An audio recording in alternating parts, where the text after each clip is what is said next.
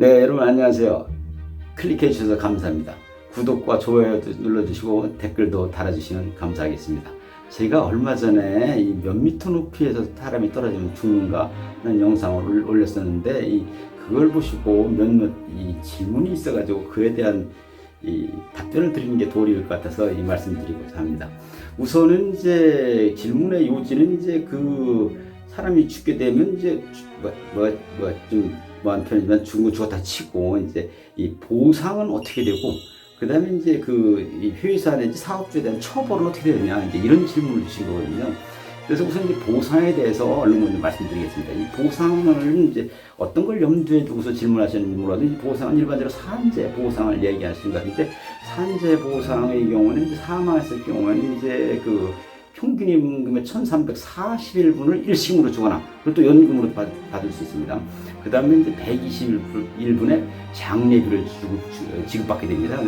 그럼 이제 그 며칠분 얘기한 그렇지 얼마를 며칠분 준 거냐 이제 이런 게 궁금하시지 않겠어요? 그럼 이제 소위 평균 임금의 1341분, 평균 임금의 121분을 근로복지공단에서 주는데 그 계산이야. 실제는 이제 근로복지공단이 다 하는데 이 평균 임금이라는 것은 이제 법정 용어를 그대로 말씀드리자면 이제 평균임금은 평균임금을 산정할 때 사회가 발생한 날 이전 3개월 동안 이 받은 임금 또는 받았어야 될 임금의 총액을 그 기간의 일수로 나눈 것입니다. 3개월이라니까 90일이라고 생각하는데 이제 2월 28일도 있고 29일도 있고 또 달마다 30일이고 31일이 있어가지고 이제 굉장히 좀 극단적으로 하면 이제 89일부터 92일까지 되거든요. 아무튼 그러면 이제 하루 얼마 이렇게 되겠죠. 이제 그거에 1341분, 121분을 받게 된다 이런 얘기입니다. 이제. 그러면 이제 그게 보통 이제 평균 임금의 70%가 돼요. 그러면 나머지 30%는 왜 어떻게 되느냐? 실제 이제 100%를 이제 소위 보전받아야 되는데, 이 30%는 이제 일반적으로 큰 회사에서는 이 근제보험, 근로자 재해보상보험이라고 해서 말하자면 이제 이 근로복지공단에서 소위 산재 승인이 나서 70%를 지급받으면 그 확인서만 갖고 가면 나머지 30%를 바로 줍니다. 이제. 그러면 이제 그런 근제보험에 안 들어있고 산재보험만 들어있는 회사는 어떻게 되느냐? 산재보험은 이제 강제보험이니까요. 그런 경우에는 그 회사 내지 사업주가 자기가 30%를 줘야 되는 것입니다.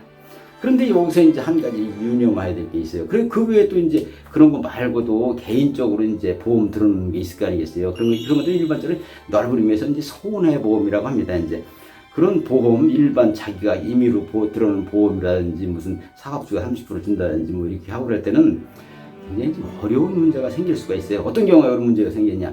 쉽게 얘기하면 필요한 보호구를 착용하지 않아서 말하자면 근로자의 과실이 클 때 산재보험 급여 자체는 근로자의 과실을 따지지 않는데 이 민간보험의 경우는 그걸 따지죠. 예를 들면 이제 이 회사에서 충분히 교육도 하고 필요한 보호구, 이 세이프티, 헬멧, 벨트, 부츠, 안전띠, 안전대, 뭐 이렇게 스캐폴드, 이런 비계, 이런 것들 다 갖췄는데도 불구하고, 예를 들면 이제 이 안전모를 착용하지 않아가지고 두개골이 어떻게 돼가지고 이제 죽음에 이르게 됐다. 이런 경우에는 굉장히 좀 복잡해지는 것이죠, 이제.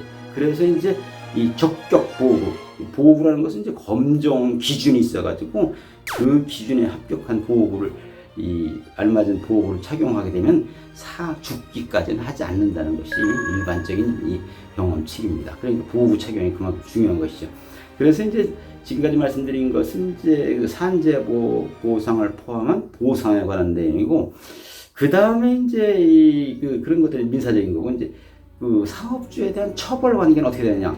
이거는 이제 조금만 디테일하게 말씀드리자면 산업안전보건법에도 처벌 규정이 있고, 이 소위 요새 얘기하는 중대재해처벌법에도 처벌 규정이 있는데, 산업안전보건법에는 기본적으로 사업주에게 안전조치 및 보건조치를 하라고 되어 있어요. 그 내용들은 이제 자세한 내용들은 산업안전보건 기준에 관한 규칙에 600 몇 개 조문에 걸쳐서 아주 자세히 되어 있는데 거의 다 이제 웬만한 것이 다 커버가 되어 있죠. 아무튼 간에 이제 그래서 안전조치 또는 보건조치를 하지 아니한 자체도 산업안전보건법에는 5년 이하의 징역, 5천만 원 이하의 벌금에 처한다. 이렇게 돼 있어요. 그 기준을 지키지 않은 자체가. 그리고 기준을 지키지 않아서 사망에 이르게 한 경우에는 7년 이하의 징역, 1억 원 이하의 벌금에 처하게 돼 있고, 별도로 또 회사나 법인 이런 데들도 벌금형을 가하게 돼 있습니다. 아시겠죠? 이제 말하자면 이 사고가 발생하지 않더라도 처벌할 수 있는데, 실제는 이제 사고가 발생했을 경우에 이제 그걸 운운하게 되는 것이죠. 특히 사망 사고의 경우에는 이제 지금 말씀드린 바와 같이 이제 규정이 되어 있습니다.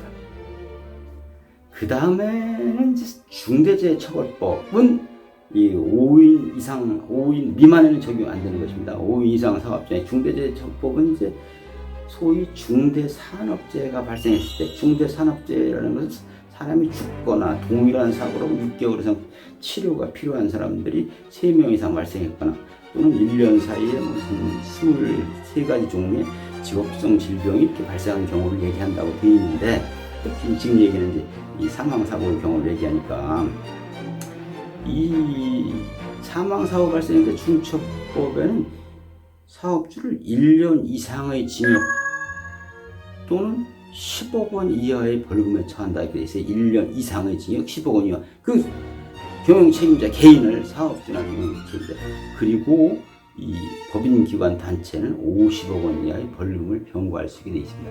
그러면은 중처법에서는, 아까 산업안전보건법에서는 안전조치 또는 보건조치를 하지 않은 경우를 알았어요. 중대재해처벌법에서는 이 사업주나 경영 책임자가 준수해야 될 의무를 전체 자세히 얘기하면 13가지를 열거를 하고 있습니다. 이제 그 중에 이제 안전보건관리체의 구축 이행이라고 하죠. 9가지가 있고, 나머지 이제 4가지가 또 그렇습니다. 이제 4가지 중에 하나는 이제 그 업종 관련 안전보건 관계 규정을 준수하고 있는지 확인해서 필요한 조치하라. 그다음에 그 중에 또 회사의 유해 위험 업종이 있으면 그에 관한 교육을 이제 하는지 확인하고 해라. 그다음에 이제 그 안전보건관리체제 구축 이행하는 것은 산업안전보건법의 내용들이 비슷비슷한데, 적정한 안전보건 관련 인력을 유어하라, 산업안전보건위원회를 운영해라, 위험성 평가를 해라, 적정한 예산을 확보해라, 이 안전 전문 인력이 일을 잘할 수 있도록 뭐 지원을 해라, 이런 것 등등입니다.